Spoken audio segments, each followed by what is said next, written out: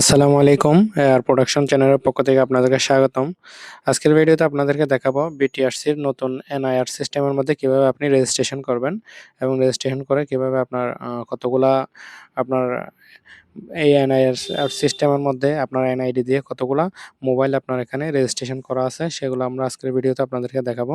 তো সেজন্য আমাদেরকে যেকোনো একটি ওয়েবসাইটে চলে যেতে হবে। ওয়েবসাইটে যাওয়ার পর এখানে এনইআইআর লিখলে আপনি হয়ে যাবে। এনইআইআর লিখলে প্রথমে একটি ওয়েবসাইট আসবে। সেই ওয়েবসাইটে আমরা চলে যাব এনইআইআর সিটিজেন এই ওয়েবসাইটে চলে যাবেন। যাওয়ার পর আমাদেরকে এখানে একটা আইডি ক্রিয়েট করতে হবে। মানে এখানে এই ওয়েবসাইটটাতে আপনাকে রেজিস্ট্রেশন করতে হবে।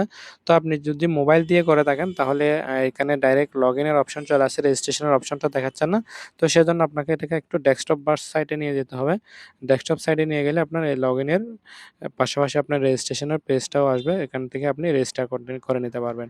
তো আমরা রেজিস্টারে ক্লিক করব। রেজিস্টারে ক্লিক করার পর আমরা এখানে আমাদের অ্যাকাউন্টটা ক্রিয়েট করব। তো এখানে রেজিস্টারের মধ্যে এখানে আপনার যে ইনফরমেশনগুলো দিবেন এগুলো অবশ্যই আপনার এনআইডির সাথে মিল করে দিতে হবে। তো আমি এখানে একটা নাম দিলাম। দেন ফার্স্ট এখানে আপনার সেকেন্ড নেমটা দিতে হবে। এখানে কোনো স্পেস দেওয়া যাবে না।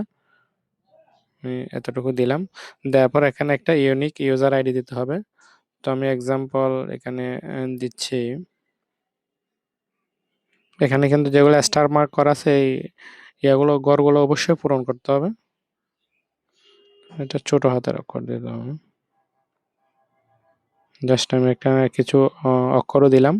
তারপর এখানে আপনার মোবাইল নাম্বারটা দিবেন।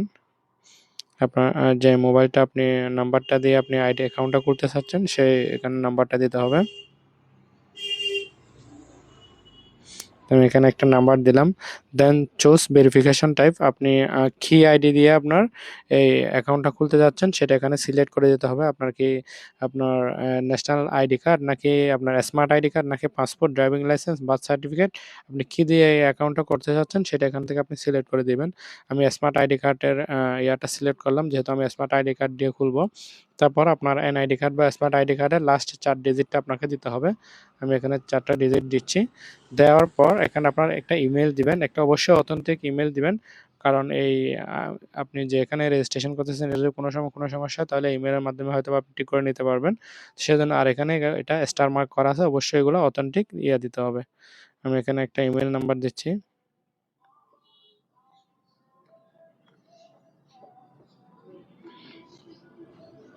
এখানে আমি একটা ইমেইল নাম্বার দিলাম। দেন একটা এখানে পাসওয়ার্ড দিতে হবে। পাসওয়ার্ডটা অবশ্যই এট লিস্ট এখানে এখানে দেখা যাচ্ছে আপনার একটা লোয়ার কেস একটা আপার কেস নাম্বারে অ্যাজ ইউজুয়াল আমরা যেরকম একটু দিই পাসওয়ার্ড এভাবে দিতে হবে ৮ সংখ্যার। তো আমি এখানে একটা পাসওয়ার্ড দিচ্ছি। আপনি এখানে একটা স্ট্রং পাসওয়ার্ড দিবেন এবং অবশ্যই ইউজার নেম এবং পাসওয়ার্ডটা লিখে রাখবেন। কারণ এটা আপনার নেক্সট স্টেপ না হলে আপনাকে অনেক হ্যাসেল করতে হবে। দেন এখানে আপনার এখান থেকে এটা সাকসেসফুল টিক মার্ক না থাকলে টিক মার্ক দিয়ে দিবেন। অ্যান্ড দেন আমরা রেজিস্টারে চলে যাব।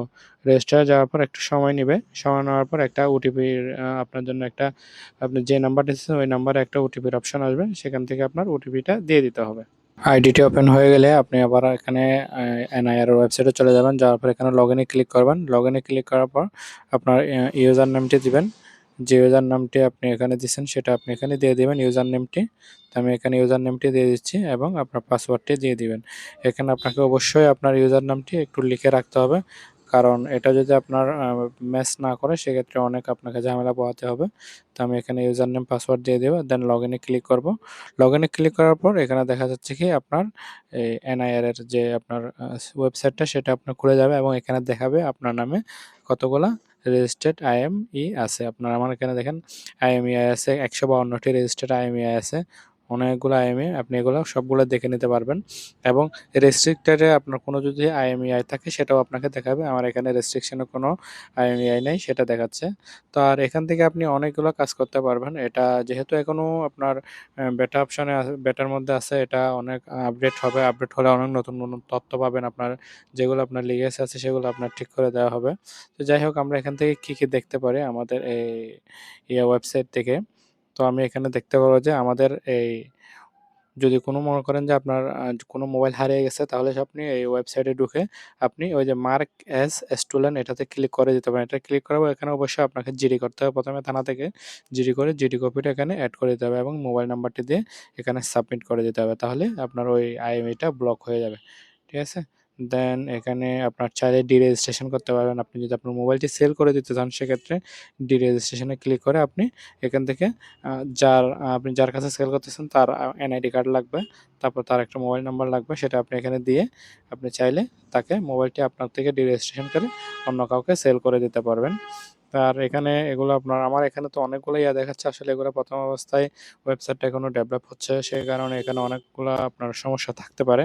এগুলো আপনার আস্তে, আস্তে সব ঠিক হয়ে যাবে। আর আপনি যদি আপনার আইএমইআই সম্পর্কে আরো বিভিন্ন রকমের তথ্য জানতে চান সেজন্য আপনাকে হোমে চলে যেতে হবে।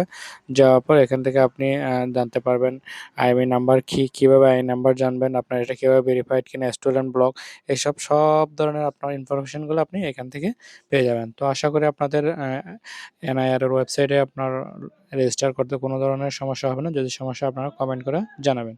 ধন্যবাদ সবাইকে।